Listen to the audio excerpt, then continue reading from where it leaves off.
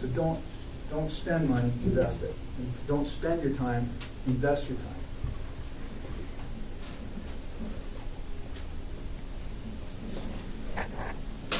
So part of this is what I call continuous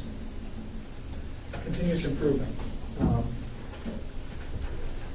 This is actually step number 4. It's mislabeled here. So document what you're doing right now. That's what we'll do here in a few minutes. Document your present practices. How are you selling them?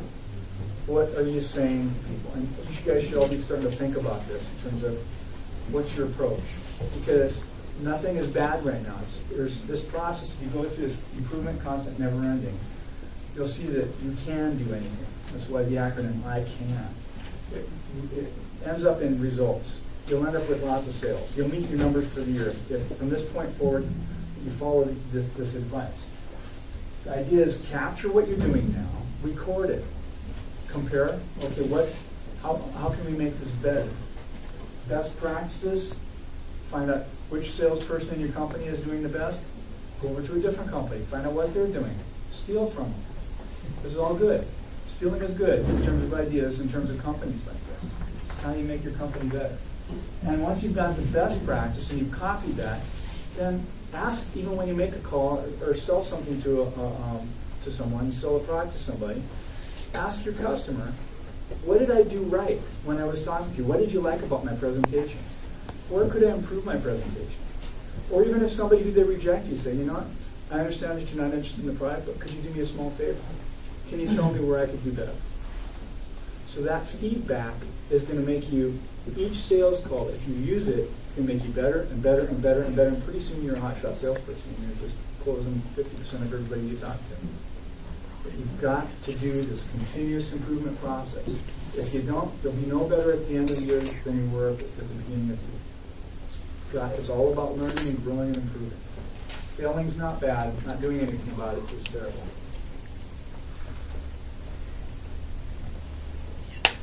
Okay, so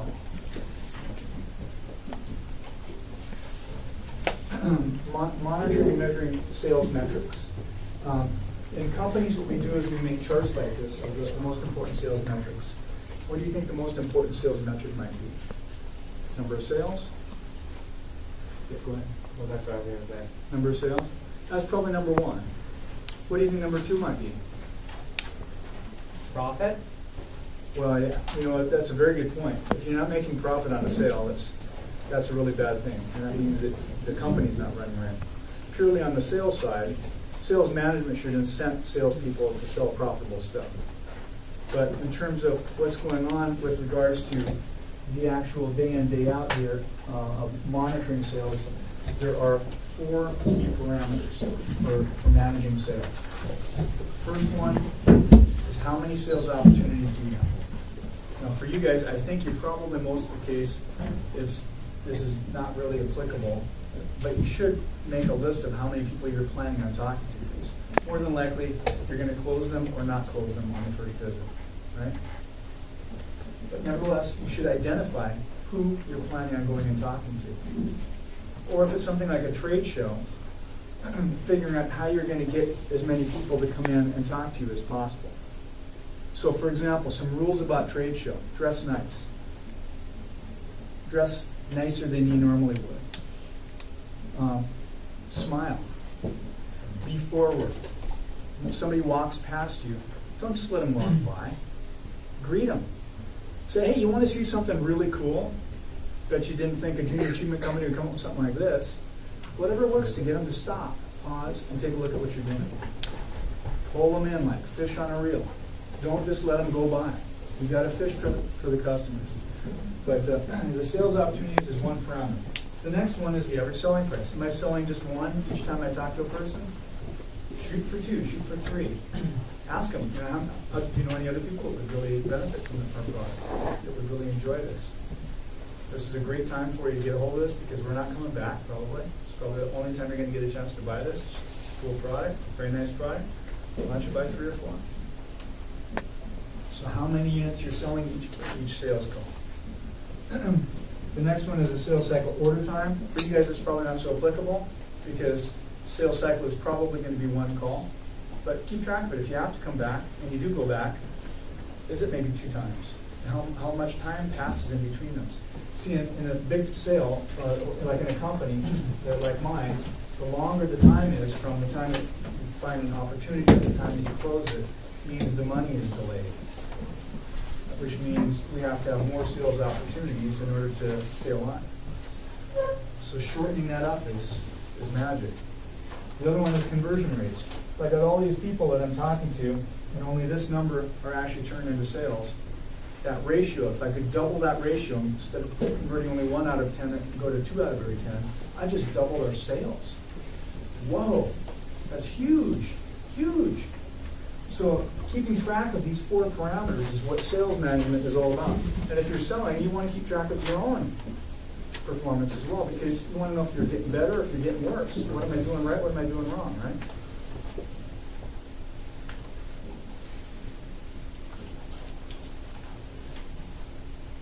So you want to increase the average selling price, increase the number of opportunities, increase the cycle time, and of course increase the conversion rate. So if you're keeping track of that company, the Junior Achievement Program asks you to keep track of some really, really basic items, right? How many units have you sold? What was your target? That's it. But if you're actually wanting to monitor yourself, you want to find out at the top of that funnel where I've just got the number of contacts. How many contacts do I have? How many have turned into leads? How many have I qualified? Now, this is all going to happen probably on the first call, going from this point down to this point. So you might want in your company to say, okay, guys, let's brainstorm. How many people do you know that we could talk to? Come up with the total number of contacts. Let me ask you a simple question. If you guys as a group in each of your companies come up with the total number of contacts of people that you know you could address and try and sell to, and it's less than the number of units that you need to sell for the year, do you think you're going to be successful? Not if you just go to those people, right? So what are you going to have to do? Go to people where they may or may not buy it. Right, find some other folks, right? Now the easiest way of doing that is after they've purchased, or even if they don't purchase, ask for a referral. Ask for somebody else you can talk to. So if you only know 10 people to talk to, you can easily turn that into 100 people to talk to, just by asking that question. Who else do you know that might be interested in this? Even if they're not interested. You made the time, you invested the time educating them in your product and your company. Get something out of it. If you can't get a sale out of it, get a referral. And don't shoot for just one referral. Shoot for 2 or 3. You're already talking to them. Right?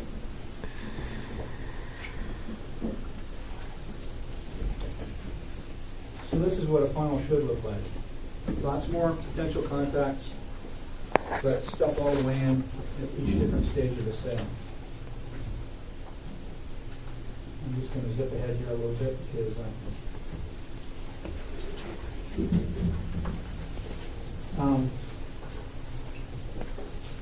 in sales, there's a variety of different kinds of sales. The type of sales that you're doing right now is product sales. And the price you can charge for product sales is not very much, right? Because how much is somebody going to pay for a pencil, whether it's got some duct tape on it and it looks like flour or not? You can't charge $100 for it. However, if I was writing a contract for $1 million deal and I didn't have a pencil with me, and you had that pencil, right? And I couldn't sign this contract unless I had a writing implement, would that pencil now be worth maybe $100 to me? Absolutely. I'd pay $1,000 for the pencil if I needed it to fill out $1 million contract. So the point is that you can create more value by learning more about your customer.